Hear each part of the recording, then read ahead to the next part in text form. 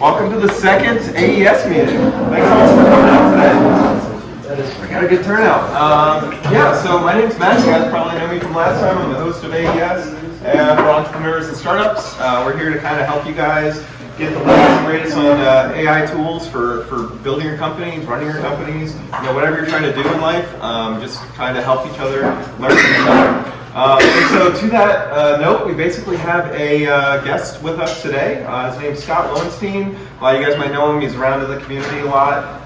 He's really been diving into AI quite a bit. We went out for coffee a couple weeks ago and just really hashed it out for a couple hours and kind of realized that there might be a good opportunity for him to share everything that he's learned about GPTs and building them and kind of thoughts on that. So we put together a presentation for you guys today. I say we, but really Scott did, and I just kind of helped along a little bit. But I'll kind of do a quick introduction of Scott. And also I forgot to mention, thank you guys, whoever filled out the survey. I appreciate you taking the time for that. Helps us kind of drive this thing and figure out what works best for everyone. I think for now we're just going to do monthly meetings. That seemed to be about half and half between that and bi-weekly. So we might switch it up and do bi-weekly at some point, but for now we're just going to do monthly. That seems like a pretty good cadence and fits in everyone's schedules nicely. So without further ado, I'll introduce Scott. So Scott's based in Westminster, Colorado. He's an engineer and entrepreneur with a deep-rooted passion for technology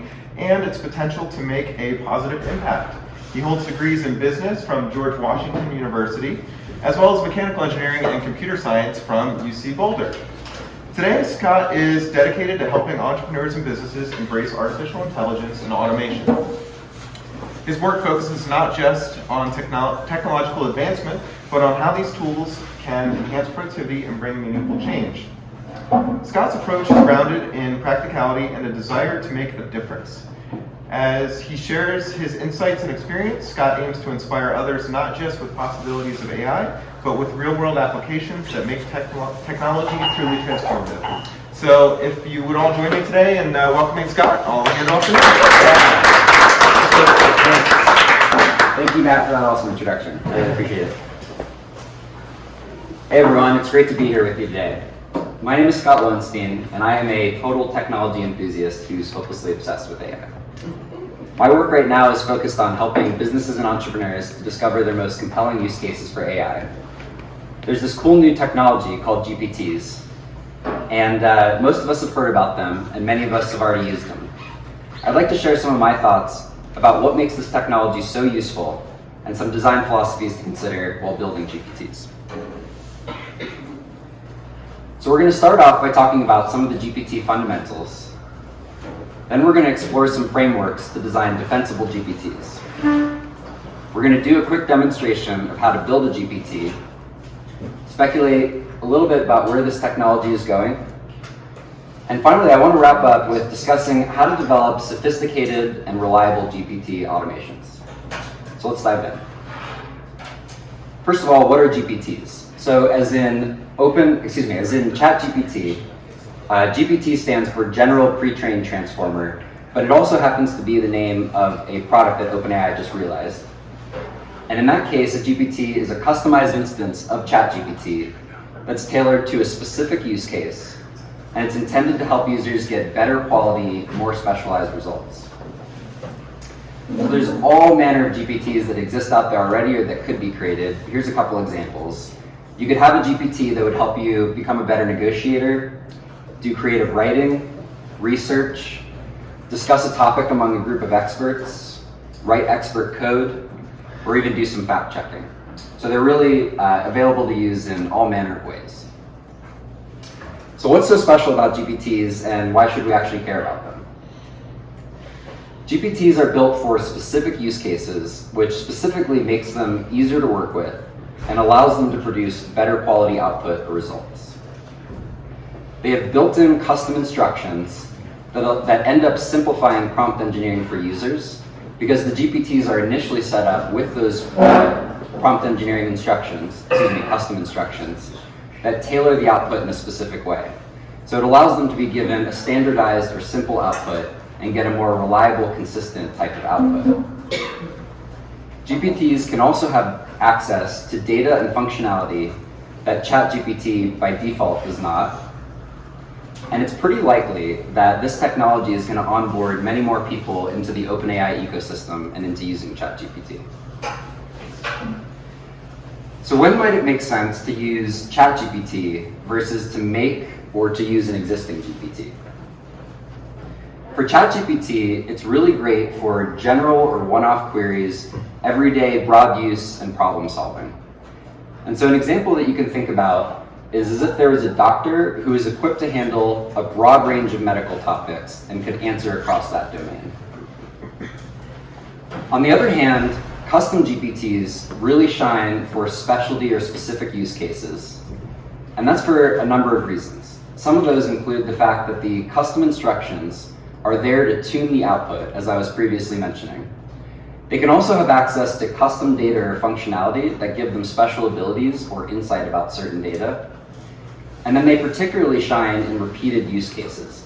And this is the case for automation, for instance. When we want to design something that has a GPT as a part of our workflow, it'd be really important that we could get consistent quality output. An example you could consider here is a specialist doctor who has really in-depth knowledge about one particular domain. So there's two new products that OpenAI just realized. There's GPTs, and then there's what's called assistants. GPTs are accessible via the ChatGPT interface, and they're available to use for people who have a ChatGPT Plus subscription. On the other hand, assistants are only available via the API, and they're created in OpenAI's Playground or via the API. They're really similar products, but I'm going to point out some of the notable differences here.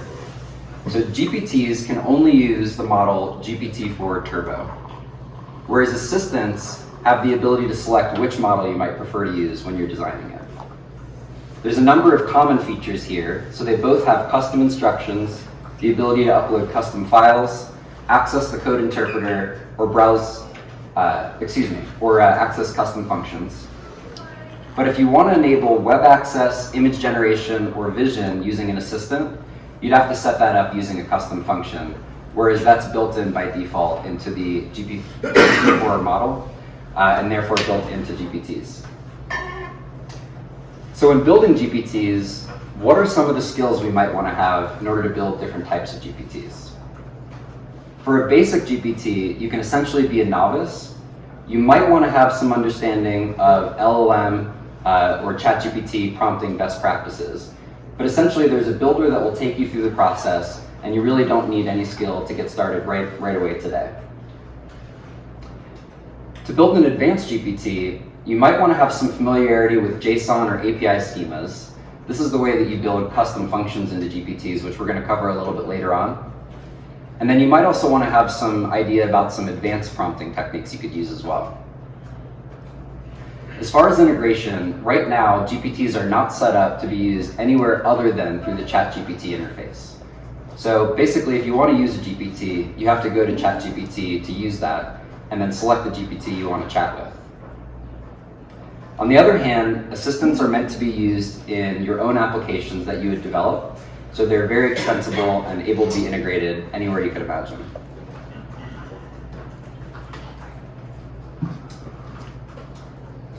So there's this app store coming out for GPTs that OpenAI plans to release in the near future.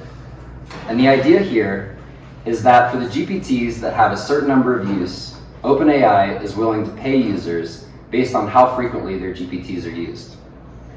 The App Store is going to be launched in January, so that's really right around the corner here. And I see a really big opportunity for GPTs that have frequent use cases or are generally widely popular, so that they could be widely used and you can get a nice share of that revenue. Right now, there are actually a ton of GPTs online. I think I did this, I looked this up a couple weeks ago, but there was something like tens of thousands have already been created, and there's so many created every day. And at the same time, this technology is really so young that I would argue that there's still a first mover advantage to get out there. So let's say we want to design a GPT. One of the things we might care about is what are some of the tools we could put in place, or some of the techniques we could use to design a moat around a GPT. where essentially we could build a level of uniqueness or complexity into that product that would make it difficult for our competitors to replicate it. So one thing we might consider doing is really honing in on our system prompt or our custom instructions. The custom instructions, once again, are the instructions given to the GPT to look at before the chat occurs and to tune its output. And so if we come up with particularly great custom instructions, we might find that our GPT gives us very reliable output and is very productive for a given use case. And that's one way we could think about setting up moat features. Another thing to consider is allowing your GPT to have access to proprietary exclusive data that other GPTs do not. You could do this either by uploading files to the GPT. You could also allow the GPT to connect to public APIs that might allow it to pull in some data. And even better yet, if you've developed your own custom software, have access to it via a private API, that's another way that you could feed data into GPTs. Another feature would be by building function calls into your GPT, especially when you can do that via a private API and have it as your own. So the idea here is to give GPTs the ability to perform functions, which is essentially to say that they'll access SaaS, software as a service, and they'll leverage that to return certain functions or return certain output. And so some of the things you could think of doing here would be looking up the weather, maybe accessing a database, or doing some math operations. If you can design a GPT that has a niche use case, this could also be a good feature to consider. So what you might find is that for a given use case, there's not a huge market for that. And so that niche use case might have overall less competition and less awareness. And it's possible that the GPTs in that space could become bigger players. And so this is something to think about as you're designing your own. Now we've talked about a couple of the features that GPTs contain: the custom instructions, the ability to upload files, the ability to access custom functionality. So this next point is saying that in designing GPTs, if you can come up with a particularly effective manner to combine those tools and technology into your use case, you might be able to create superior output for your GPT as compared to others in the market. And finally, just one last consideration is that it tends to be, if there's a very large addressable user base for any given market, it might support multiple competitors in that space. So while this isn't necessarily a moat-like feature, if you're designing GPTs that are appealing to a wide market, there's the potential that several competitors or many competitors could exist in that space. And so that's something to think about as well as you think about your own. So, as we're all creators, and as we're thinking about what to spend our time on, where might it make sense to innovate in this space? One option here would be to extend the model capabilities. So let's take an example with OpenAI. ChatGPT or the API can do about what it can do right now, but there's also many things that it can't do. So let's say, for instance, that you came up with an idea. Let's say you wanted to give it some working memory. And so what you might do is build some software, build a service that people can subscribe to, and they can tie into their GPT-enabled applications. And that would essentially give it memory if everything's working the right way. That would be one example, for instance. But there's actually, in my opinion, a big risk to doing this sort of thing. So the idea is that if OpenAI really finds that that functionality and the extension of the platform is particularly useful, it might be likely that they'll just pull that into their platform. They are, after all, in the business of trying to sell their service to as many people as possible. And there's actually precedent for this sort of thing. So an example that we might all be aware of is that there's a technology called retrieval augmented generation, or RAG. And that's actually implemented by default in GPT, which is the punchline of this example. Because at one point, there were a number of companies that were developing RAG technology on the side, and there still are. But at this point, since OpenAI has pulled that functionality into their platform, the RAG technology offered by other companies is somewhat less desirable.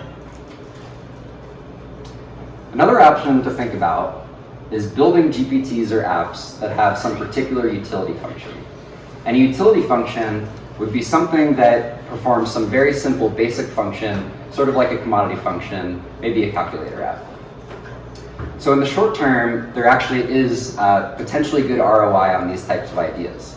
Once again, ChatGPT is whatever it is right now. And so for instance, if you come up with novel GPTs that can help people solve repeated critical challenges they face there might be really good potential to get ROI and to have a lot of use in the beginning. In the long term, however, I see this play as pretty risky. So in a similar sense as developing the platform and adding functionality to it, we might see that utility-like app function gets pulled in by OpenAI because it's just common, easy functionality that a lot of people want to have access to. And so one case where we might have seen this happen before is at one point when the iPhone came out and then the App Store first came out, there were all these different utility apps, one of which was a flashlight app. At this point in time, the flashlight's been pulled into the iOS system, so I don't know many people with flashlight apps on their phones anymore. Another thing to consider would be building an app, as mentioned before, that specifically targets a niche use case. So the idea here is that other competitors, including potentially OpenAI, would see that market as not really worth their time. On the other hand, for one or a small group of developers, it could be a pretty sizable market with interesting potential returns. So something to consider here is choosing apps that might be able to apply to a large enough market that would fit your use case and needs, but is not overall trying to attack a super large market. And so there's many potential examples that could exist for this, but let's say, for instance, that we built a gardening advisor app where we assume that the gardening community is relatively small. In that case, we could faithfully serve that community, but we probably don't have a lot of competitors itching to get into that space. And likewise, we might consider building some type of niche research assistant or even a local travel planner. Finally, we might choose to build apps that have some type of protected or proprietary data built in, or that specifically rely on custom functions. So we've talked about these features before, but in this context, building apps that have this proprietary data or custom functions might present an app that many other people choose not to get into or don't choose to build the same types of functionality. So if your GPT has access to that custom data or functionality, it could stand out amongst its competitors for its given use case. And so one example here, two examples, is we could think about creating a GPT that has integrations with some healthcare patient system, or maybe even one that has an integration point with retailer points of sale system. So we built this functionality in so that it can specifically integrate with use cases that we care about, and that can make it a more desirable product. So GPTs are pretty cool. I really like them. Unfortunately, though, there's still some security limitations and issues with using them, and we're just going to touch on a couple of those really quick. First of all, GPTs tend to reveal their secrets in the sense that whichever custom instructions you provide, there's ways to manipulate them to get them to reveal those custom instructions. And in some cases, they'll even reveal their list of files and maybe even what's in some of those files. There's some techniques to work on this right now. Mostly they exist in the way of modifying your custom instructions, but I have yet to see one GPT personally that's not going to give up its information to an experienced prompt hacker. So really there's not a lot that we can do about it right now.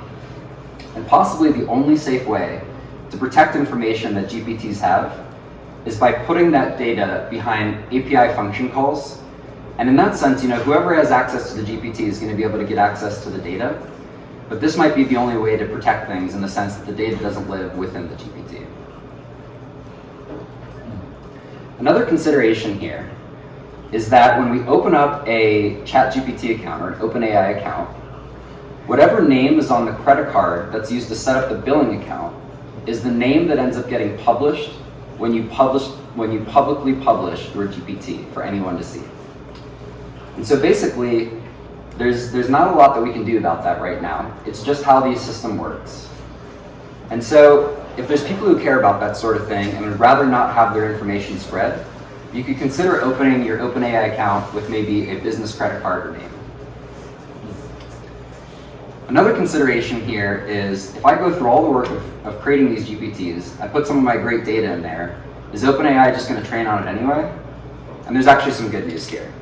So with GPTs, there's a feature in the advanced options that allows you to unselect them or remove them from using their data to train on OpenAI's data set.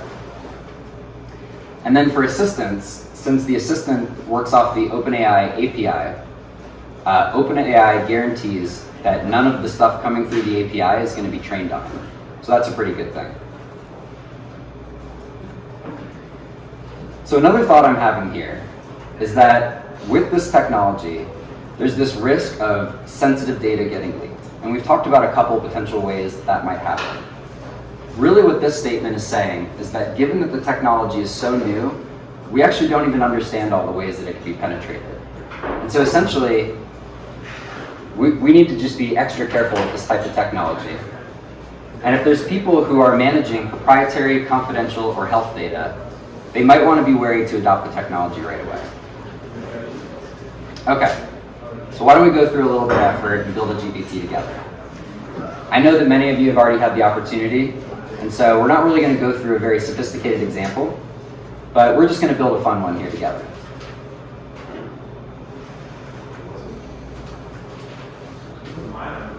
All right. So the link that I just had up there gets us to the ChatGPT interface, and it's the same thing as logging into ChatGPT and clicking this Explore button right here. Once we're on this page, we can see I've created a couple GPTs, but we're going to go up and create a new one here. So taking a look at this interface, on the left side we have a GPT builder.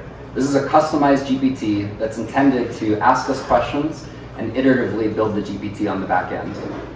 And then on the right side, this is a live preview of the GPT we've built so far. Of course, it's blank to start with. So, today we're going to build a GPT that likes to tell stories, but it likes to tell them as though it's a wizard, and it's pretty obsessed with dragons, so it always finds a way to work them into the story. So I would like to build a GPT that tells me stories. I would like the GPT to talk as though it is a wizard.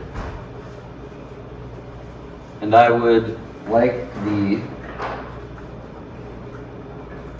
GPT to always work a dragon into the story. All right, how's that for typing when I can't see? Okay. Scott, question.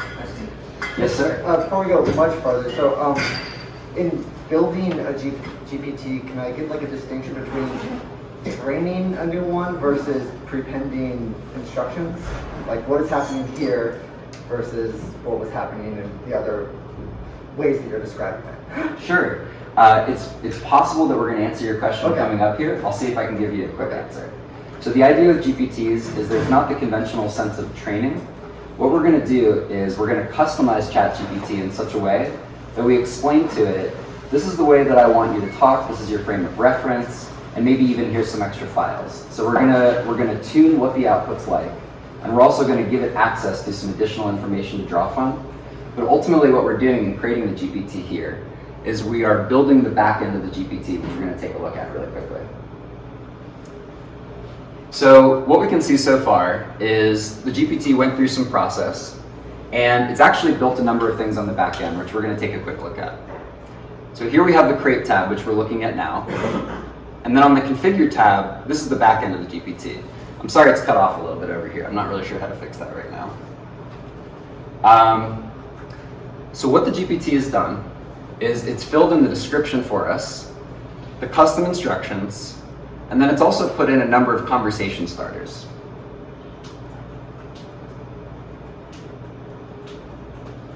See if I can get this to show up all the way. Unlucky. Okay. So basically what it's doing on the back end there is it's helping us to build out the basic features of the GPT. Okay. For fun, let's just take a look and see what the custom instructions are.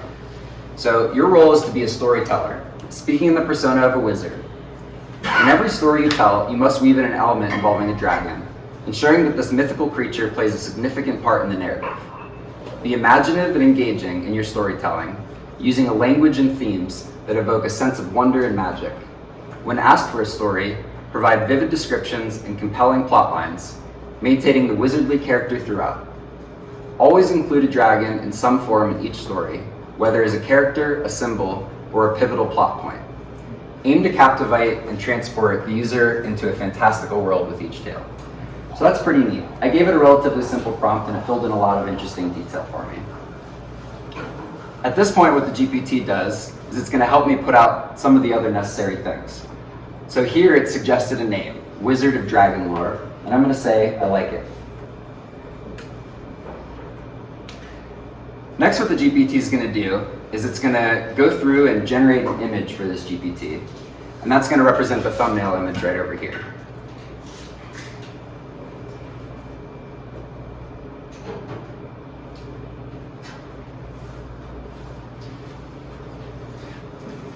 Pretty cool. Even a dragon in there, look at that.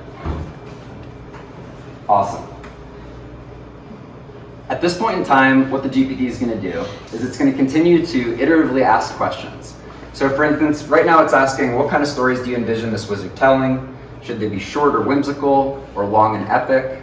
Are there any specific themes or morals you'd like to be included in these tales? Now this is a pretty cool GPT, but I think we're going to leave it off here and say that what happens is you continue to chat with the GPT. And then what it's going to do at this point is it's going to continue to refine these custom instructions back here according to whatever inputs you ask for. Before we leave this section, I'm going to talk about a couple of the other features here behind GPTs. So first off, we have the knowledge section, or how OpenAI implements RAG technology, or retrieval augmented generation. So by clicking upload files, I can select from my computer whatever files, a PDF as an example, that I want to include for this GPT to be able to reference in giving me its output. Next here, you can select the capabilities you want your GPT to have access to. So we can see that web browsing and image generation are turned on, but the code interpreter feature is not currently turned on. And then finally, I just want to tell you a little bit about actions and get you a starter on how you can create your own. So what's happening here with actions is that we can connect our GPTs to SaaS, or software as a service, via an API endpoint. And we can allow it to talk to it and do certain things with that software. And the way that that works is we can either copy in a URL for our API, and that will import the schema for the API down here. Or what we can do is if we already have that schema, we can just paste it right into this area. So for the purpose of today's example, we're just going to look at the weather API, and we can see that it's using JSON. So what's worth noting here, a couple things, is looking at the title, we see get weather data, and looking at the description, we see retrieves current weather data for a location. So how this works is that a GPT can intelligently use the title and the description from your API schema to determine what it's actually going to do, as well as some of the other information below, including some of the parameters. And then from that, what this GPT has said is I see in this API schema the ability to use a get method to get the current weather. And so that looks right to us. However many things you put in here, it will identify those actions. And once again, it's a pretty cool thing that you don't actually have to tell it how you want it to use your actions. You just simply need to say that you want to use an action, have a descriptive enough title and description, and then GPT will do the rest for you. All right, that's enough of action. Let's move back. Where was the actions? Let me show you. So the Actions tab, when we are in the creator of a GPT, excuse me, I need to go back there. In the Configure tab, when you scroll all the way to the bottom, there's this button that says Create New Action. So you click there, and then you put in your API schema, or you just simply put in the URL endpoint for it, and it will pull that in for you. And what, there's got to be a convention with those URLs for, literally a URL for a schema, or for an API that happens to include a schema in a standard way, or? You know, that's a good detailed question. I'm going to do the best I can with that and say that I think that if you build your SaaS, and then you enable an API for it, you'd be setting up the URL to connect with certain sections of that SaaS. And so basically you would build your endpoints, and there'd be a URL associated with that. I hope that answers your question, but Yeah, we'll okay, cool. All right. This one's mine.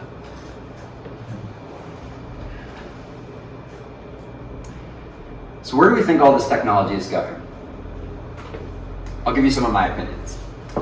So first of all, I see a trend towards higher levels of autonomy. Right now we have something akin to semi-automation, where basically we come up with all of the steps for a process. We figure out which of the nodes where a GPT could be useful for us. We define the process, give the GPT the inputs for that node, and then we conduct the rest of it. Right now, GPTs can take on tasks of limited scope and complexity, and so they're quite useful, but we can really only use them for certain things. In the future, I'm expecting that not only are we going to have more sophisticated models with more power and capability, but we might also have something like a more powerful agent that can handle tasks that have more or full autonomy. So supposing there might be an assistant in the future, where I say to it, I'd like to meet with Joe next Tuesday sometime, and it knows to fill in all the different steps and has the access to the software resources that it needs to complete that action start to finish. Another feature that I actually mentioned earlier that I think is very likely to come out is something akin to a working memory. So right now, GPTs can only remember the data that's in their context window or for a given session. But wouldn't it be cool if we could have GPTs that could remember important things about me or my work life, and it could repeat that information at the right time and more meaningfully give me output based on that? It's actually somewhat likely that OpenAI is going to release this feature. I haven't seen it come up in a little while, but this is a graphic here I saw come up a number of weeks ago.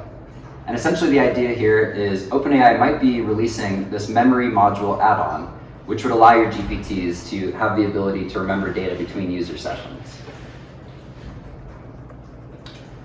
So let's talk about how we can use GPTs, and we're going to get into this concept of GPT swarms. A GPT swarm is a collection of GPTs that work together to accomplish a complicated task by connecting the outputs and the inputs between the GPTs. Each of the GPTs in that sequence specializes in a narrow set of tasks where it can perform that task with high accuracy and reliability. And then the system of all of the GPTs interconnected is reliably able to complete complicated tasks by reducing those tasks into smaller, achievable subtasks. This is a technique that we can use right now with today's technology to enhance the level of autonomy without having to wait for tomorrow's technology. So some examples of what we might create here. One could be a finance app. Let's say, for instance, that we wanted to have a workflow that would have an automation to go out and collect the current stock price, run some data analysis, add that analysis to a report, and then send that report via email. Another idea we could consider is a YouTube video asset creator. So suppose I make a YouTube video, and then I need some help producing the assets for the rest of it. So I have a GPT or GPTs, each to handle one of these tasks: transcribing the audio from the audio transcribing the audio from the video, titling the video, giving it a summary, chapters, a thumbnail image, and either putting that in draft form for me to post to YouTube or even taking care of that for me. So let's talk about what's that? I mean, you've indicated that GPTs don't integrate well. So are you really meaning assistants when you say that, or? Mm-hmm. That's a great question. Thanks for asking. I'm using that term interchangeably in this presentation. Yeah. So can the swarms operate in parallel? Your descriptions were just serial. There's one GPT that hands off. Oh, you're getting ahead of me. I'm just teasing you. But I'll get to that in just a second. So let's talk about how we can design reliable and complicated use cases that GPTs can take on. First concept we're going to want to consider is the task complexity for the GPT. So a GPT right now can only reliably complete tasks or prompts of a certain complexity or competency. So maybe an example of this would be that if we set up an automation and we want a GPT to rewrite one paragraph we could potentially tune that GPT in such a way that we get very reliable, consistent output from it that's ready to be used in automation or in our own work. On the other hand, if we were asking the same of the GPT instead to write a 10-paragraph essay in such a way that I am ready to use that and put my name on it or use it in automation, I don't think we're there quite yet. Another concept is the reliability, or the task reliability. So a GPT's reliability in performing a task can be found through testing, or it can also be learned through experience. Here's a very simple testing protocol just to illustrate the concept of what I'm saying here. So let's say you come up with a prompt, or you build a basic custom GPT, and you identify 10 variable inputs for your use case. So you might want the GPT to write something for you, and so you come up with the variable inputs that are going to go into your prompt that are going to define 10 different ways that you could write this piece. Then what you want to do is go through a testing process and record how often you get the desired output from the GPT. And further, for a complicated task, a GPT might have a really low reliability score to get the desired output. On the other hand, if we identify the right task for GPTs to handle, and we chain multiple GPTs together where they're each completing a manageable task, then we might have a high over reliability score for the aggregate complicated task. So a process we can use here is called chunking. So essentially, in order to allow GPTs to handle more complicated tasks, we can take that functionality and separate it into chunks of reasonable complexities where we expect the GPT to perform each of those subtasks in a reliable and satisfactory way. If it turns out that for a given GPT task, that reliability score is too low, then we can break it down into further chunks and lower the complexity for each subtask. So let's go through an example of how we would use this. First of all, we want to design the final use case for what we want our GPT to do. So let's take our finance app example. We're going to want our GPT to compile and analyze stock data and then put it together in a report to send to our investors. Next, what we're going to do is we're going to break that overall complicated task into manageable subtasks. So let's say that we choose 3 tasks here. One is going to be to collect the current stock price data. Then what we're going to do is run data analysis and add that analysis to a report. And then we're going to send those reports via email to investors. The next thing we need to do is determine the required accuracy for each GPT task. Now this might be a funny thing to say because some of you might be thinking, when is a case where I wouldn't want my GPT to reliably return 10 out of 10 very quality output? And it's likely true that for many, maybe even most of the cases out there, that absolutely has to be true. But for some number of cases, maybe consider creative applications. Perhaps you're creating a GPT that's going to tell short stories to little children. Now, of course, we want to tell great stories, but it might be that we can accept a range of variable input, and we don't need to work at it so much that we get absolutely consistent, amazing input every time. But ultimately, no matter what workflow we're going to make, we do need to define our success criteria. So that's what we're doing here next. And I would argue that if I was sending emails to investors and putting my name on it, I'd want it to be a 10 out of 10. But for this purpose, let's just say that we decide that each of these tasks needs a 90% reliability criteria, and then we'll consider it a good subtask. So at this point, we have our subtasks, we have our reliability criteria, and we're going to test each of the use cases and score the GPTs on each of the tasks. And we just want to make sure that they're meeting our reliability criteria. So we're going to write a prompt for each subtask, refine it, and test its ability to give reliable and acceptable output. Here's an example with that finance app. So our first subtask, collect the current stock price data. We write our prompt for it, or we build our customized GPT for that instance. We run it through our testing process, and great news. Turns out we got reliable input. We meet our success criteria. So let's move on to the next one. Now it's time to run our data analysis and add it to a report. We do the same process and, oh darn, it does not meet the success criteria. So we're just going to have to put this one aside and come back to it. And finally, we'll test our third subtask, and great news, we're in good shape here too. So really we need to focus in on this one area that hasn't worked so far. And so basically by using that chunking technique, we can now reduce that complicated task into less complicated tasks. So we're going to have one task turning into run data analysis, and the next one being create a report. And after we repeat the testing process, great news, everything's working. So now we have 4 subtasks ready to go that represent our overall complicated automation. So here's one way that we could configure this. This would be a linear way of putting the GPTs together, or the assistants together. And for our finance app, this probably makes the most sense. That being said, what we're essentially doing here is we're just chaining API calls for the inputs and outputs. And so there's no limit to how we can configure these things. And given the use case, we might actually desire a configuration that has some more complexity to it. So this is just one more possible configuration, but essentially it represents the fact that we can put these and assemble these GPTs together in any way that serves our use case and our needs. So if we wanted to go about building one of these GPT swarms or advanced workflows, how would we actually connect the GPTs together? One way we could do this is with custom software. So we'd write some custom software that chains API calls to build the GPT swarm. Right now, today, for instance, you could go home, open up a Google Colab notebook, which works in the Python programming language, and then you could use some API calls and connect those responses and inputs of assistants together in whatever way you see fit, hopefully getting back the output that works for you. Let's say you prefer a no or low code method. So the idea here is that we can also link GPTs together using these other tools that don't require us to write custom software.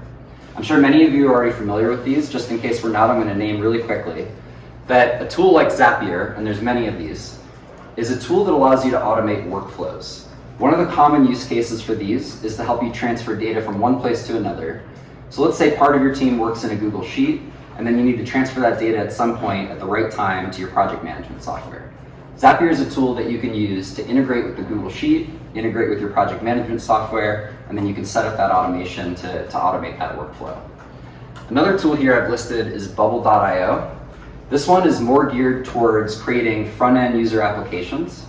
So instead of having some behind-the-scenes automation happening, as in the case with Zapier, Bubble allows you to create a user interface that has some of the same types of automation capabilities. So we could make something like a custom dashboard, or we could set it up so that we click a button and then our automation gets going. So an example here is that we could directly feed the output and the input in one of these types of no-code automation SaaS. And then another option even is we could even take the outputs and dump them into a spreadsheet, and we could allow a range of DPTs to access them akin to how a database might access previous user calls. One other thing I'd really like to point out here, and this is not actually a main focus of the presentation, but I feel like it's a worthwhile mention, is that right now using tools like Zapier and the like, you can get some incredibly powerful automations out of it.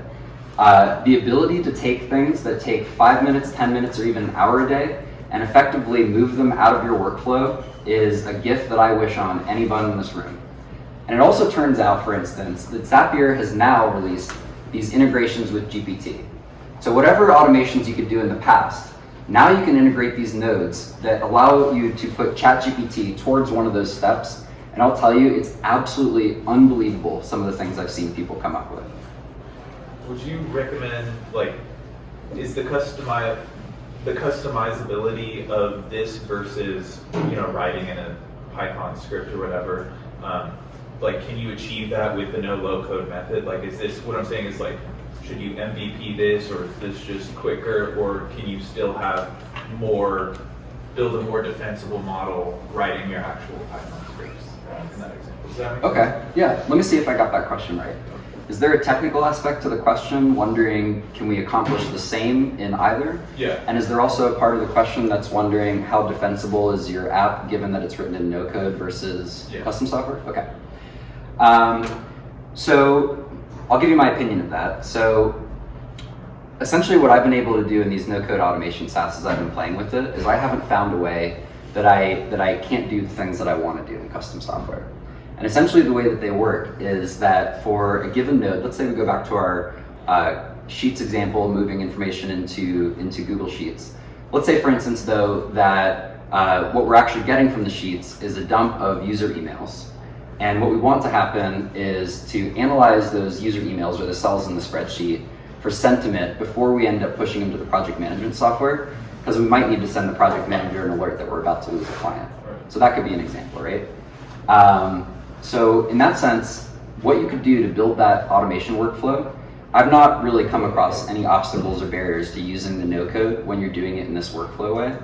And then further, when you're on the front end user experience, unless someone's pretty savvy or already knows the answer, it's not always clear what's built in a no code environment versus custom software, given that you can kind of style them the way you want. So basically, what I would recommend doing is that even for people who are very comfortable with code, sometimes it's just way faster to use this other software. And if you figure that the creative process involves a lot of iteration and refinement and thinking, then this is a way to not spend your time doing a lot of busy work or extra stuff that creates a lot of overhead, and the code's right there for you on day 2. So, oh yes, sir. You actually introduced assistants to me for the first time. I'm pretty familiar with the old API stuff. Cool. In the old API stuff, like getting things done was not necessarily hard, but getting it done at in a cost-efficient manner was a huge thing. Can you speak to that for the assistants, or is that not a concern anymore in assistants? Or I have actually no clue what it is. Yeah, I'll do my best with that one. Okay. So the reason why you incur any cost at all when you're using the API is by using the API. So it's based on the token usage. And then depending on which API you use, they have different variable rates about what it costs to send tokens or receive tokens from that API. So if you're using the assistance API, you can actually select which model you want to use. And so based on the model you use, you'll pay the token cost that's associated. So it's really a similar situation. In the assistant side, you're just choosing the model you want, and that's directly related to the cost. Yeah. Doing threads on the assistant, there's additional cost as you keep the thread open. It has to reinterpret all of the thread. So assistants become prohibitively expensive the longer you use it. That's what I was suspecting. Yeah. Thanks for pointing that out. I appreciate that. They're like, so on the regular API, right, like I would offload a ton of work to like embeddings.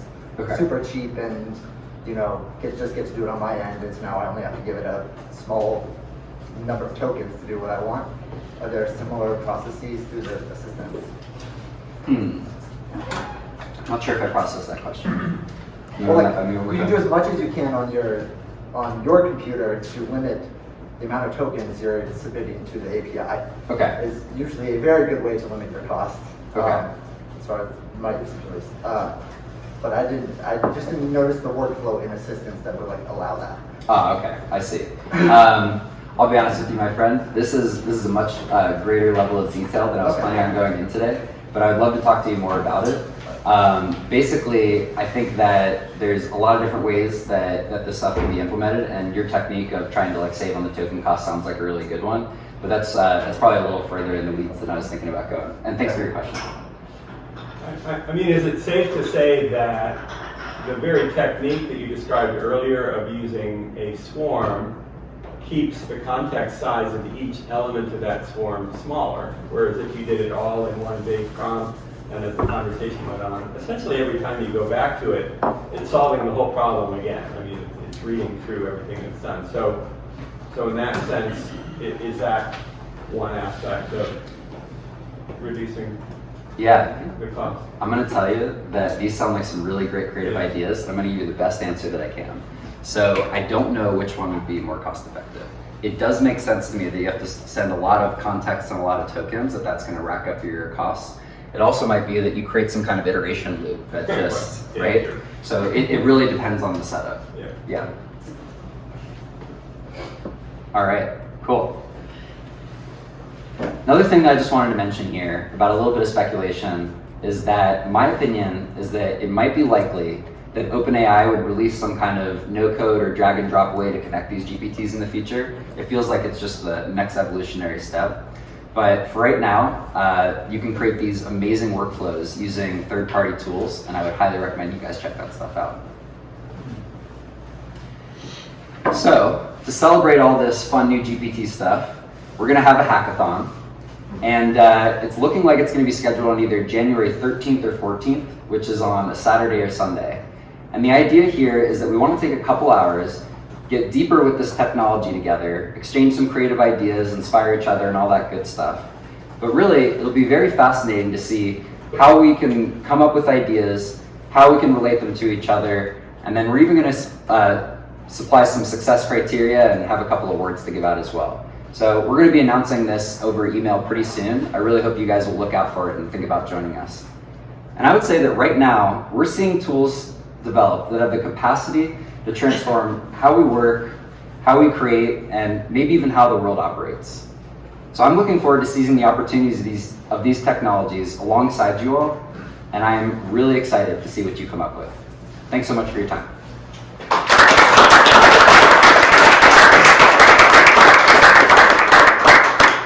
Yeah. I have a question about the innovator's dilemma. Mm-hmm. Would you think of GPTs as a disruptive innovation that favors startups, or as a sustaining innovation that favors large incumbent corporations? Ooh, what a question. Yes. Yes, exactly. I think that's honestly akin to my answer. So what's really cool about GPTs, and getting back to a functional level, is that ChatGPT is already enormously useful. Let's just say you're amazing at prompt engineering, then for many use cases you could use ChatGPT alone, as long as you don't mind copy pasting your prompts or that sort of thing. And some of the magic GPTs comes in with those extra pieces of functionality, but really in a common way, just being able to tailor that output to a given use case. So I can honestly think of many, many ways that either entrepreneurs would want to build a model based on GPT-like apps, or using those apps in their business model, and likewise, larger corporations creating internal tools or automations or all that thing out of it. So it's not really clear to me where it's more useful yet, but I'm really interested to see that. I would say in finance, I've been noticing there's a huge advantage to small people who care less about their privacy, and that all the big ones are actually handcuffed by the fact that they don't want to expose any of their data to OpenAI. So if you relax that condition, if you can, if you're small, it's a huge competitive advantage as far as I can tell. That's an interesting perspective. Yeah, I was thinking the same thing, John. I was in line with that. Yeah. It kind of depends on how the enterprise versions shake up over the next few months, because they may also manually be processed, so we haven't actually seen anything yet. Right. Yeah, I'm aware of a couple of businesses who have access right now, and they're really enjoying it, but what you basically get is just less restricted use of it and that sort of thing. Yes, they're losing money like crazy on ChatGPT. Like crazy. Yeah. Like crazy. People don't realize the inference cost. It is Yeah. much more expensive to run it than they're charging for it, so the enterprise is going to have to make up for that, so I'm guessing it's going to wind up being pretty expensive on it. You're going to need to make a little bit of money on every token. Right. Scott, could you speak real quick to the idea you had about using GPTs as marketing tools, and how you could basically kind of steer people?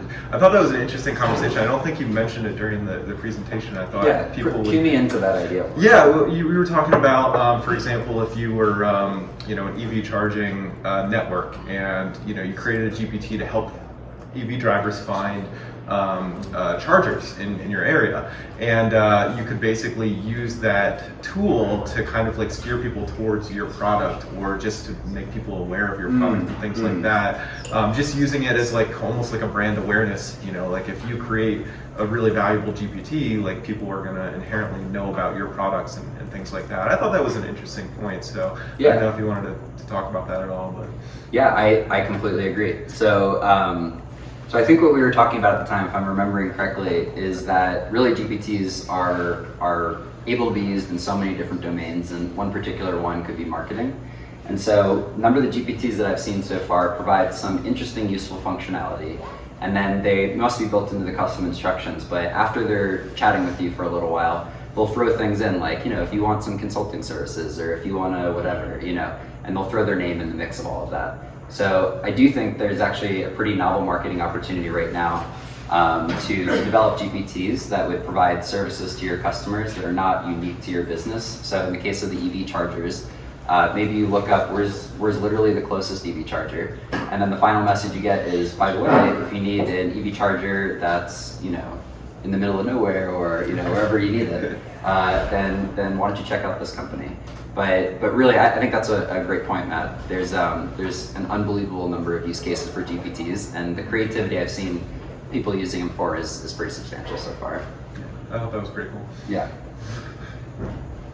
So at the risk of not being a developer in the room, or at least I'm leaning into it, I have a maybe two in the weeds question for you, but I'm an instructional designer, and I will work with faculty who want to create a personalized GPT to be a tutor for their students using their course content. Cool. So when you were talking about that one area where the reliability of the data, right? Could I simply rake all their lecture notes, all their PowerPoints, like is that the data set I would grab for them to get that personalized output, right? For whatever question the student would ask in that particular class. And would that data set also be connected to, fantastic, there's data about aerospace engineering everywhere, right? So that's what, I guess that's where I'm missing or trying to understand how to grab that data, clean it up enough for that tutor to work. Okay. So it sounds like your question is maybe a couple of things. So one is that the data that you upload to one GPT, is that for that one GPT? Yeah. That in order to allow the GPT to access data, you need to actually gather it, maybe clean it a little bit, and upload it in that way. Right. Am I along the right lines here? Yeah. Okay. So on the first point, whichever data that you explicitly upload to one GPT is only able to be accessed by that one GPT. Okay. So it is siloed in that way. Further, you definitely want to collect all the information in some agreeable format to upload. This is where it probably gets a little bit more into a detailed technical implementation. I'm just going to name some of the things you're probably going to want to think about in that process.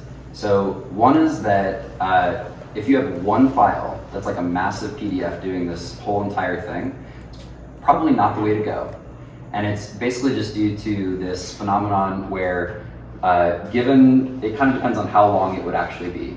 But it tends to be that this technology is a little bit better at recognizing data that's in the beginning of the data set and at the end of the data set. And sometimes there's advantages to breaking it up. It's not foolproof though.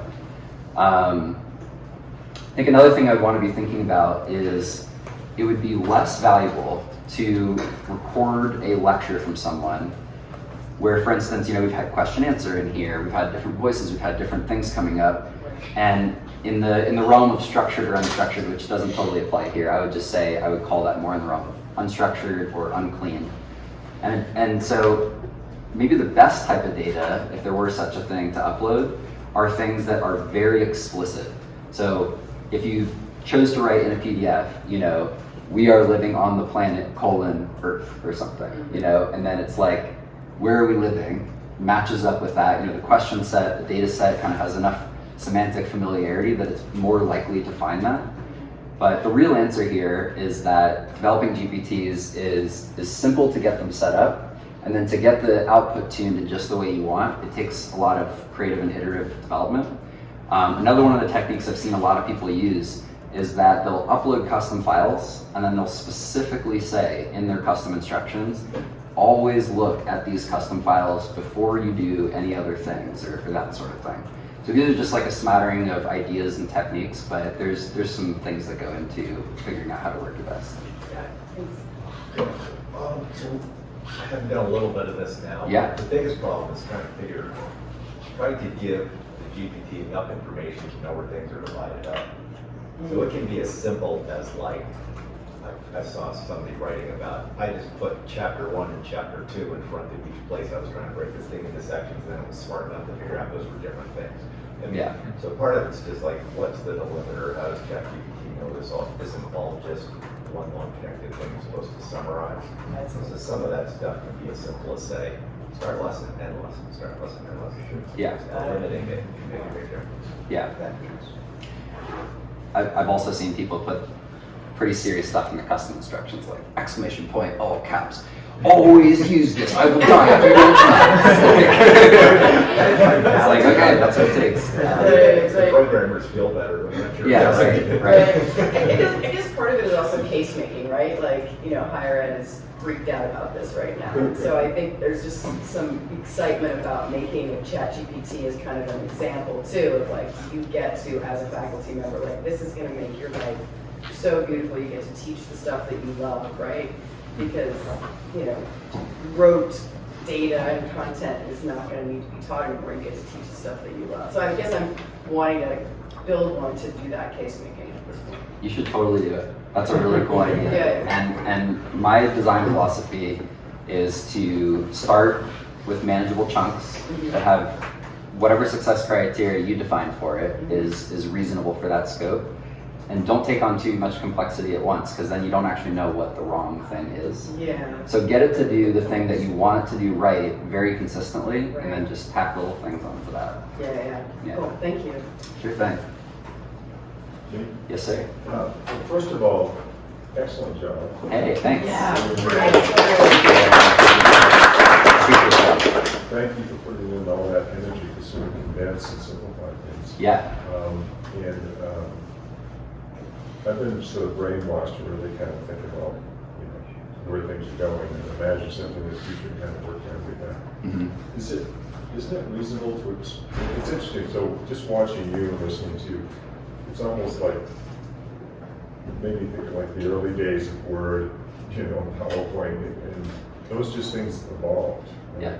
And I can remember the day it was like, I didn't need to go to the graphic designer anymore, I'll just do it on PowerPoint. It was easier for me to do it than to sort of point and click on something else. Absolutely. So is it likewise, and it's not perhaps coincidental that Microsoft is involved in this, isn't it reasonable to expect that the ability for individuals to create a GPT will get increasingly easy? Right, that they'll automate a lot of the stuff that we have to think about now. Right? And even if that happens, the essence of what you're talking about is still valuable. Right? And is it reasonable to assume that kind of the most critical thing to think about is how you select and organize the data that you're trying to GPT? Right? Is that ultimately maybe the most important thing? Is the opportunity as much in understanding how we massage and define our data set as opposed to necessarily the technology that we're using to operate on that data?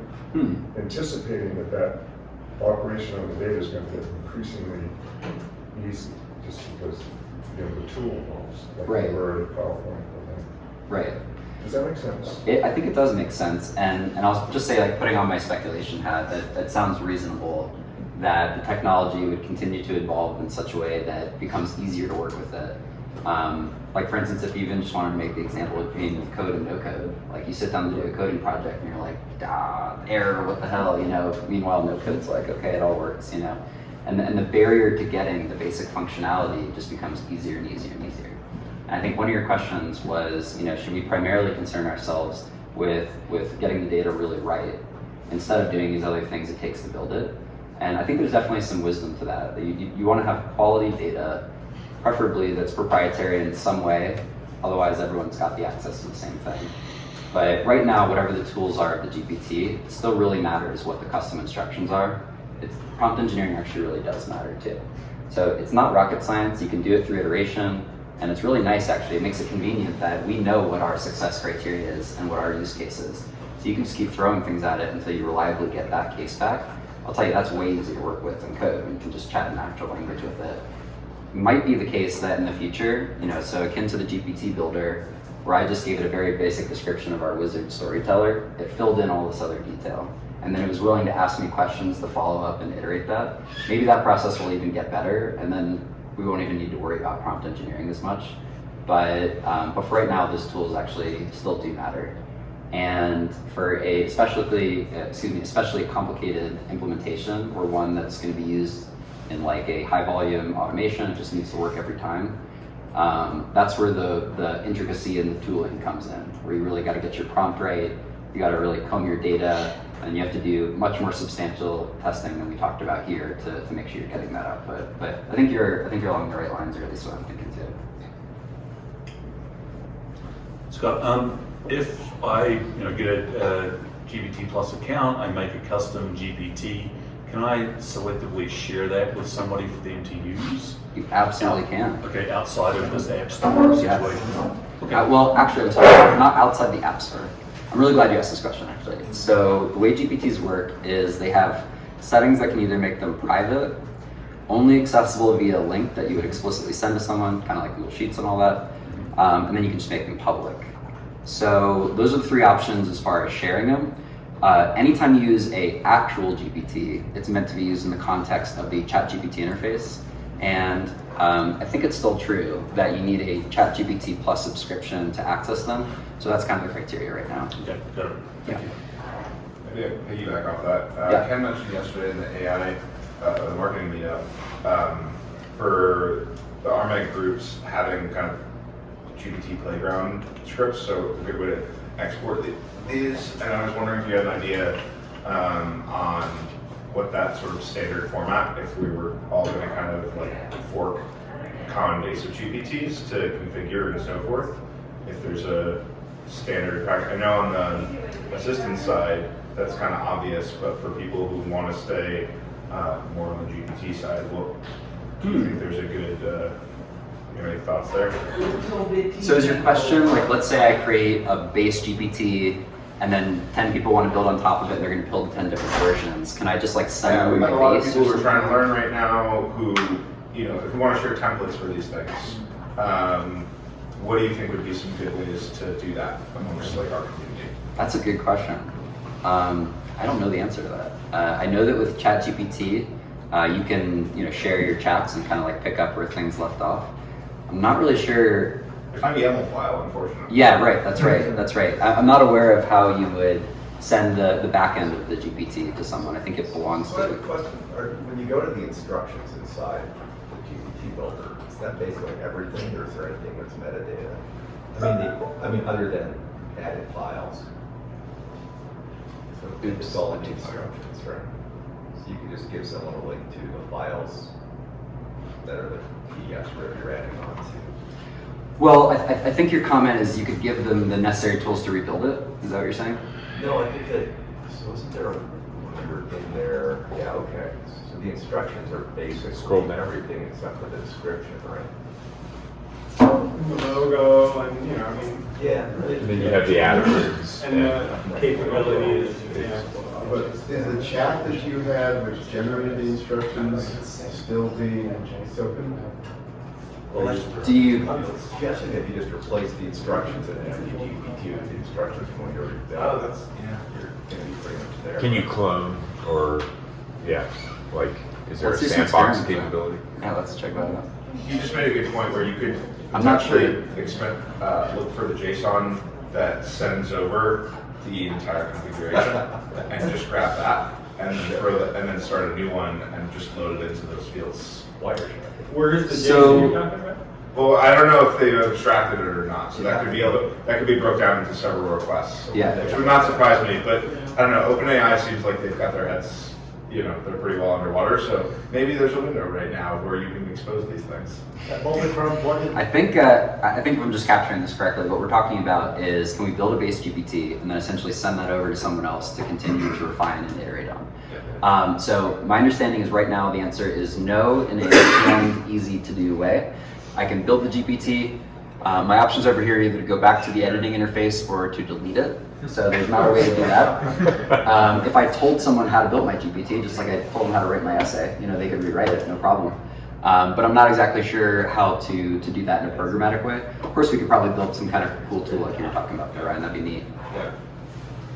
There's not a way to actually search for public GPTs now, right? Ah, great question. Man, you guys are hitting the stuff I forgot to talk about. So right now there's no OpenAI official GPT store, but the way that I find all the GPTs is I just use Google. So I just put in my special little search terms and just like, I can't tell you how many GitHub lists I've come across with like 10,000 GPTs to change your life, and one of them's cool, or, you know. But there's all manner of lists out there, and I have no idea what the OpenAI store is going to look like. I think my imagination is like somewhere in this user interface where they've created Explorer, maybe another tab will be a GPT user interface, and I think another thing I've been thinking about too is, like, if you look at how the App Store ranks apps, they have categories, popularity, all that kind of stuff. So that's the kind of thing I'd be thinking about, is anticipate what are the ways in which your GPT is going to rise to prominence, and then choose use cases like that. One of the things I mentioned earlier in the presentation was this opportunity to come up with GPTs that you could imagine. Let's say someone who's doing office work would come back to 1, 3, 5 times a day. Oh my gosh, that'd be an incredible amount of usage. And we could sit here for the next 30 minutes or an hour and just list off one case after another that fits that. So I'm going to let you use your imagination, or maybe save it for the hackathon, and think about that. If I could tag on to that, there is a third-party GPT store.ai that I've used. Let's Yeah. check it out. And does the person who created the GPT get charged for everyone using their GPT if you send them a link? Like, how does it know it's you versus?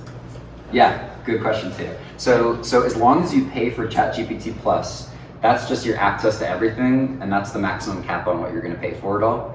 At this point, it's like someone using ChatGPT, but with your customized instance, and so they're going to carve off a little bit of that revenue share and send it to you. Even if you did it via the API.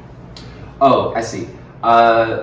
GPTs and assistants are siloed. Yeah. So GPTs are only in the ChatGPT interface, and assistants are only accessible when you build them into software. That's wonderful. Go for Yeah, it, go let's for do it. it. So What's you that? had said something that the GPT, just the GPTs, you can opt out of the training on the conversation data. So that means anyone who uses that GPT, that all those conversations will be used for training. Yes, that is my expectation. I'm going to go to this other one. Because I sort of read it as like your configuration wouldn't be used and all of the data, like the knowledge you upload would be used, but maybe like all the conversations might be used. So. That's a really good question. This is kind of where I'm pulling my information from. Yeah. So it's based on the conversation data. I think that's my understanding so far. Yeah. So including the knowledge you upload then.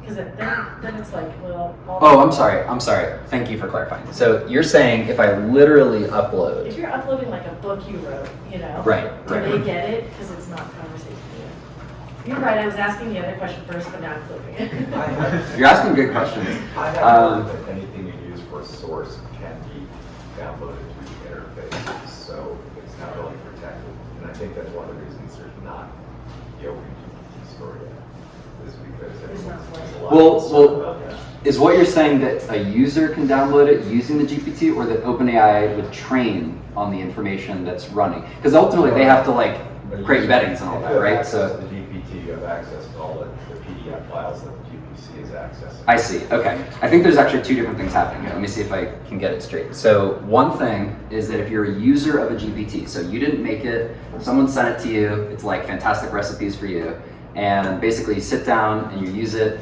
The conversation data that you literally talk with it supposedly is not being trained on for OpenAI's data set. And then now the files that it might be pulling from, so your recipes or whatever the case may be, I think your point is sometimes it will actually tell you what the files are or tell you what's in those files. Is that right? No, there's actually some information online about how to just download the files that you're Or download it. That's right. So something I read is that when Code Interpreter is enabled for a GPT, there is a setting by default that allows you to either download files or get lists of files, which has since been patched. I haven't actually tried this myself, but that would be another thing. And I think just really quick to address that, I think the third thing that was being discussed there is when you actually upload a file, is OpenAI going to train on the file, like my super special family secret recipe, are they going to get all my secret recipes? And I don't know the answer. I know that in order to do RAG, you have to create vector embeddings, but I don't know how that data is captured, so good question. Just to kind of give yourself a reference for how to interact with this, OpenAI seems to be putting a lot of things in the fine print, and it's obscure, so make the assumption that they're going to be leveraging it for a lot of creative things. Even when you opt out of training and other things, they're still saying, well, but we'll use your interactions for marketing purposes or to understand things. So I think they're getting kind of cheeky with how they're using terms and conditions for these things. So just assume that every interaction, everything that you upload, whether it's being used for model training or to understand you and sell your data or something like that, just be aware that they're very creative in how they're structuring all those things. Yeah, that's interesting. They could put some creative things in the terms and conditions. I would honestly argue, just to tag on to your point, that my personal perspective is I'm not putting one thing in these GPTs that I actually hold sacred or any of that data. It's just way too new of technology. We even talked about the option to integrate with like private APIs to pull in data and that sort of thing. And I suggested that might even be the only way to safely protect it. It's still not safe. Whoever has your GPT, just access the information. And then I'll tell you, man, there are like, I spend a considerable amount of time reading about how people hack these. It's just really interesting to me. And the techniques are pretty interesting. And I mentioned earlier, I have not seen literally one instance. I'm a part of this subreddit where people are constantly making GPTs and refining the custom instructions just to see if it can be broken or not. They're all broken. So it's too new. There's someone that created a GPT that was called Secrets Vault. It's like, you can tell me all your secrets, it's safe here. Yeah, right. And it connects with my private API just to like offload some of that data really quick. Yeah, who hasn't gotten, right? Yeah, I was just so in part of your sequence of I think chunking a task, you talked about scoring. What are you using for scoring tools to evaluate the effectiveness of different? Like what do you like to use? Yeah. Okay. So I purposely made the example pretty simple because that's a really good topic to get into. Yeah. So basically, some of the things that I care about are I will use my own metrics that I set up. So not to get too crazy in the weeds, but there's a science to how you can break down natural language and determine like the strength of words or things like that. And so if that applies to your use case, you can figure out how much it does. So I do some of my own analysis just to figure out how closely it aligns with my output. And then, for instance, if the output I'm getting is not just like yes or no, it's like how close to a yes or how close to a no. Is the language choice close enough to a yes? Is it close enough to a no? I'll also use some techniques where I will ask ChatGPT how I can use it to create scoring. It doesn't always work that great. If it's on sentiment, it works pretty well. There's a couple other categories as well, but basically you can try and get it to tell you something neutral. So you don't ask it like, how good is this output? You say, how well does this output do this thing? And then you keep asking that question over and over again with all the different cases, and you just look at the output of that, right? And so if it thinks, oh, I did a really good job, or it's really closely aligned to this concept, really closely aligned to this concept, that's an easier abstracted metric for me to think about. But really, I mean, this could be as complicated as anyone's engineering process. Well, and that's really, and it sounds like you're using just a lot of you're using your meat brain to objectively evaluate it. Are you applying any automation to, and if it was code, you'd be using a testing framework, right? Just to consistently reapply at scale. Yeah. I think we saw the demo FreePlay.ai had some elements of that. I'm just wondering if you've seen tooling out there that's really helpful in just sort of keeping track of various scorings. Yeah, that's also a great question. I haven't come across really good, let's say maybe like a third-party software you're feeding the outputs into and doing some kind of scoring. A lot of times I'm in front of a Google sheet. Yep. I think I know how I'm going to score it, and then after 10 or 20 or 50 iterations, then I actually have an idea about how I'm going to score it, and then I really go through it. Why an answer is right or wrong is a profound question, right? And maybe we should start there. Yeah. So let's say you're writing like a storyteller app, and on the simple side, akin to the example after in the presentation, you might say, okay, well, I'm telling children's stories, and they're never going to last more than a minute or so. And as long as it doesn't talk about anything graphic, which OpenAI is taking care of for me, then hey, it doesn't matter if every story is a 10 out of 10, right? If I'm doing an automation where, I have sensitive client data coming through and I have to take an action along the way, you better believe I'm going to hammer that thing and go back to it all the time to see how it's doing. And in that situation, it's, do you get the flag or not? Do you get the output you want? Well, what was the precursor step to that, and how closely does that align with something that you can clearly score and recognize yourself, right? Part of the reason there's these scoring techniques is because it's not the same thing as like shooting, 5 baskets or something like that, where it's like clear, discrete information. You actually have to figure out how to make it into clear, discrete information. And then you get into things like this word scores a 10 out of 10 in severity, whereas a word that still conveys severity in some way scores a 1 out of 10 or something like that. So I'm not aware of any tools right now that help with that process. I just kind of rack my brain and think about it.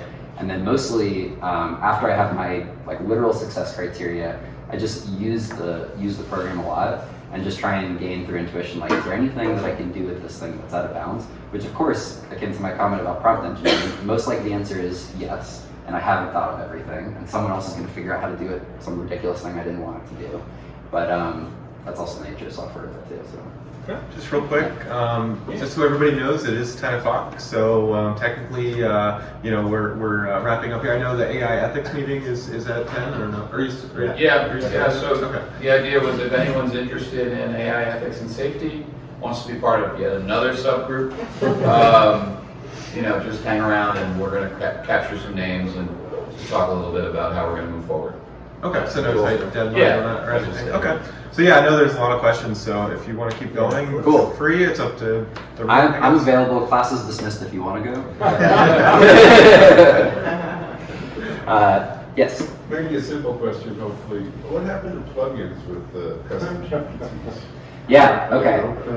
I think that, I think my understanding is plugins are still there in ChatGPT, but it's sort of like, the thought process of having a plugin is so that it can reach out and talk to other services. And now that you can build that into GPTs, I'm not aware of like putting a plugin into a GPT, but of course the GPT functionality allows you to do some similar stuff. But I think an article I read some time ago is just discussing this philosophy that along the evolution of their product, they tried to start with the notion of plugins and plugging into other stuff. It was sort of used, not really extensively. There's also a lot of other problems that we don't have to get into right now. But whatever that core functionality is that was useful, they've tried to bring some of that into GPTs. So I think that's how it works. Does that answer your question? It does. I mean, you can still use the plugins in the base ChatGPT. They're just restricted it from the customs. That's right. And there are, modular functions that make more sense as a plugin that can be accessed within the custom as it is within the regular. You separate them out. So yes, it seems like you can take advantage of the actions and create an action for a plugin, but they kind of, like you said, they steered people down this plugin path to create a lot of code that is now worthless. Yeah, I'm with you on that. So like there's a Zapier plugin, right? And so if you have the Zapier service, you can like go and copy your URL endpoint, you can put it in a plugin, it'll do some stuff for you.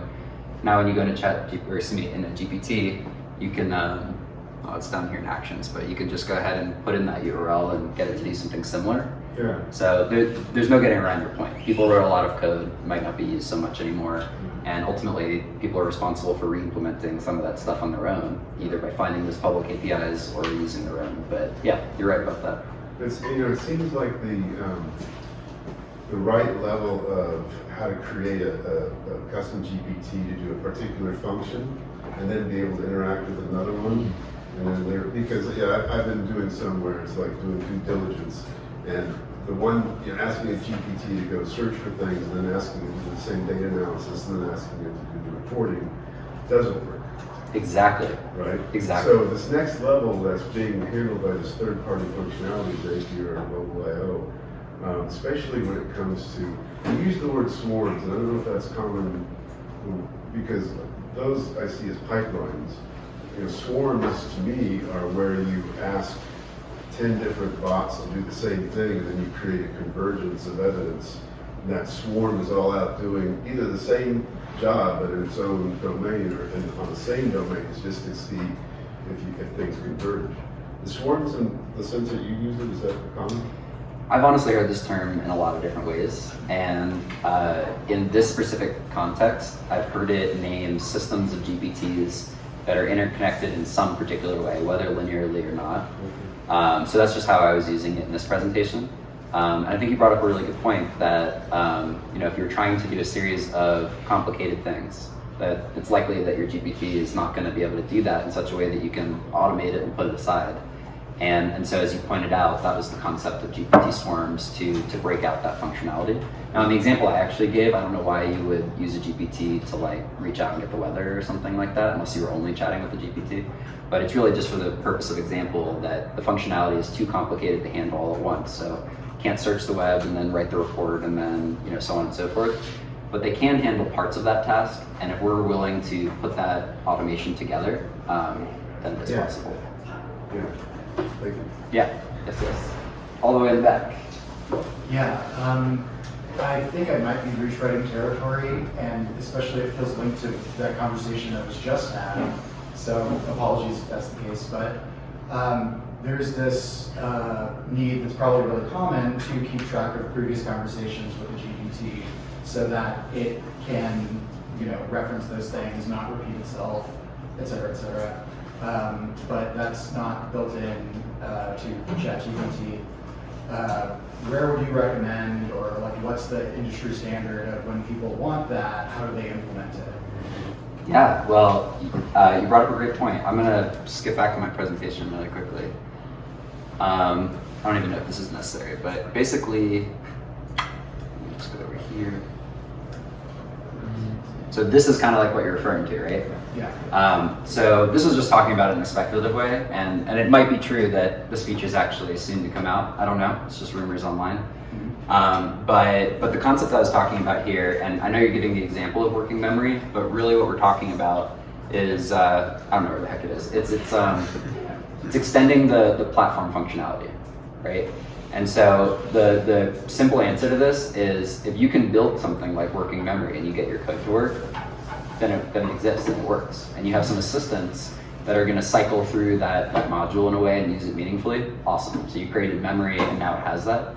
But it's literally a software development effort. So however that would happen. So, I mean, the other example I gave, just to think about it, is in order to do retrieval augmented generation, it's easy to say that word, it's not actually easy to do the process, right? It requires all these vector embeddings and yada, yada, yada. So people built entire companies or services in their companies to offer that type of functionality.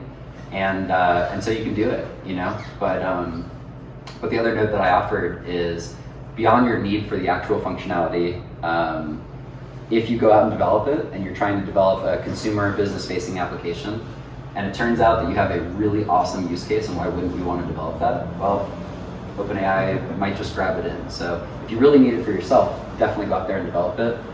If you're doing it to try and build a business, then that's just something to think about. So the simplest way I would imagine doing this is that I would just select the history of a conversation, copy it, paste it into something else before I close the window. And then when I open the window afresh, I would just paste the concatenated logs of every conversation we've ever had in there with the prepended statement, this is a log of every conversation we've ever had before. You're going to run out of context window then. And imagine your 100th or 1000th conversation with this GPT. There's just no effective way to summarize the content that you want. I think the way that I think about working memory, to use that example, is that I want to be able to tell it my birthday and my favorite color and who my clients are and that sort of thing. And I want it to meaningfully be able to reference and update that information as it needs to. But we need a separate module for it because the context window is like a finite limit. And even then, at what point are you going to be copy pasting your conversation in with either no context window left or just a little bit left? And then you have to deal with these technical limitations, like it really understanding the information in the beginning and the end, less so the middle. So it's a creative idea, and also it takes some complicated technical work. Microsoft actually, over the summer, published a paper. The theory is there for scaling to 1 billion tokens, and the authors were actually very honest about their ambitions of they want to get the context window, and they kind of have the theoretical framework to the entire internet. So I don't know if that would be considered working memory or if that would just be kind of an end around, but the theory is there is what they were saying. That's a They cool just haven't idea. implemented it yet. Yeah, totally. That's a neat idea. I'm sure there's like 1,000 ways to skin this cat, right? But really the devil's in the details. And my understanding about context windows is like for certain models, you can put a really large context in there, and it can relatively consistently pull it wherever it is in the context window, and sometimes they can't. And I think we're doing our best to like apply quantitative metrics to things that we assume we have a lot of the understanding of, and then every other day we figure out, oh, maybe it's lazier during December, or so it's new technology. Yeah. Yes, sir. To come back to the conversation about RAGs and stuff, does anybody have insight on how to debug RAGs? So I've uploaded a bunch of stuff. I made the mistake that you alluded to of making them too big and so on.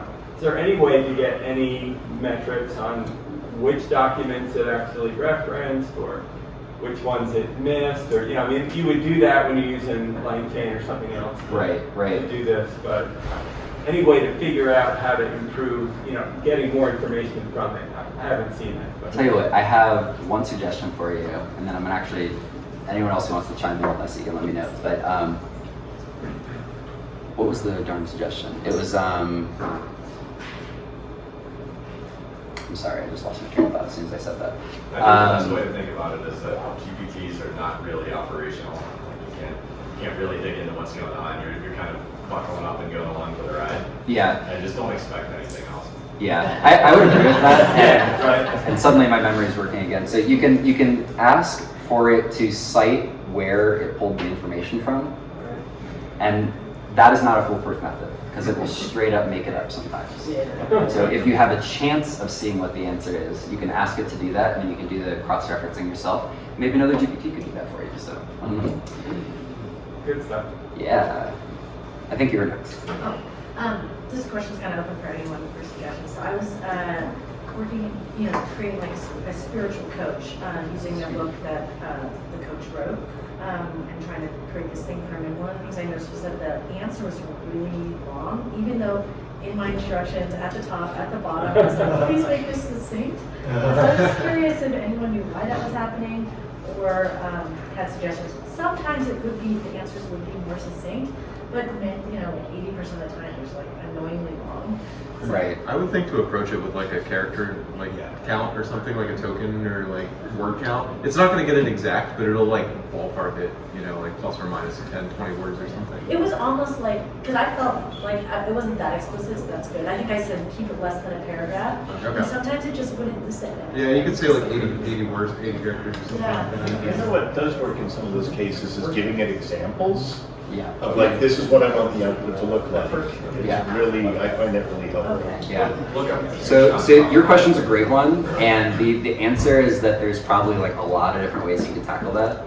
And so there's the slide where I was talking about, if you want to build a basic GPT, you basically just use the builder. But once you move into the realm of like, I really want this specific output, that's where you really got to put your engineer hat on and figure out like what is going on with this thing. I would do lots of Google research, lots of reading. Some of the suggestions that were offered here, for what it's worth, I think you saying keep it to a paragraph makes a lot of sense. There's word count. There's also, I don't personally use this technique, but there's like emotional manipulation techniques I've seen people use, where you basically say something like, please do X, Y, Z, my job and my life depends on it. I just don't feel good about doing that. That's it. What's that? The bribe thing. The bribe thing, yes it is. Yes it is, that was a funny one too. What's the bribe thing? Well, the bribe, you basically tell it you'll pay it $100 if it gets the answer. Right. So someone over here when she was asking that question said look up something, but I didn't hear what you said to look up. Few shot prompting. Or Few shot? F-E-W. Yeah. Or F shot. Okay. Do you know what that is? No. So a single shot is when you just ask it for, zero shot is when you just ask it to do a thing. Someone correct me if I'm getting this wrong here. One shot is when you give it an example, and then 5 shots when you give it 5 examples, for instance. So if you give it examples and say, X equals Y, A equals B, etc., and you're like, have a series of those things, then the next iteration needs to be a lot more accurate. So if you look at like a lot of the Gemini reports that are coming out, they use like chain of 5, a few shot example, and they're using that as a baseline versus the 0 shot, but it's just whatever you come up with. So right.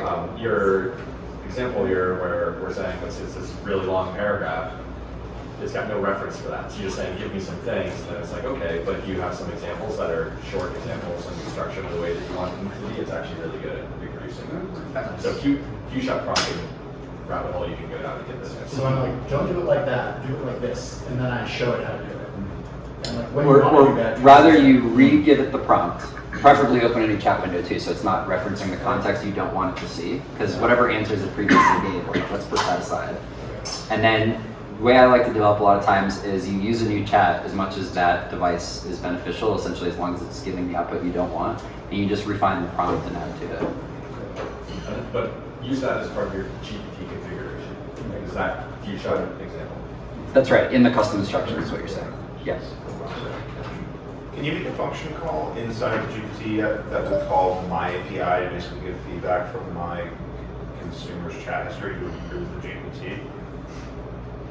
So can you reach out to something you built with an API endpoint? Yes. And then what did you want to do with that? Can I make a common experience across users of my GPT so where their experience is basically, you know, if they're all giving the same, like, hey, you handled this poorly, where I give, you know, add as part of the corpus that I'm giving it, I'm giving a feedback that other people have as part of the GPT. So that way, you know, I'm basically preloading that or summarizing that inside the context window. Essentially what I think you're looking to do is make the GPT better over time. Yeah. Right? And then do it in a somewhat programmatic way where it can just like learn from its experience. Yeah.